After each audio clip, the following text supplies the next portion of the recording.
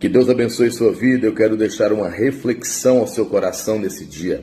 Quando olhamos para a Bíblia Sagrada, vemos que para alguém exercer o ofício de sacerdote, precisava-se de 4 características essenciais. Primeiro, deveria ser da linhagem de Levi. Segundo, deveria ser da família, da casa de Arão, irmão de Moisés. Terceiro, deveria haver um templo em funcionamento, pois o exercício da função dependia totalmente do templo. E em quarto lugar, ele deveria estudar dos 12 aos 30 anos. Infelizmente, temos visto hoje muitos líderes despreparados, muitos líderes que nunca se assentaram para aprender com ninguém, querendo se levantar para ensinar a todos. Eu acredito que você não colocaria o seu corpo nas mãos de um médico despreparado ou de um enfermeiro que não foi formado para poder medicar você. Também, da mesma maneira, não podemos colocar a nossa alma nas mãos de pessoas que não estão preparadas para realizar essa função. Que Deus te abençoe.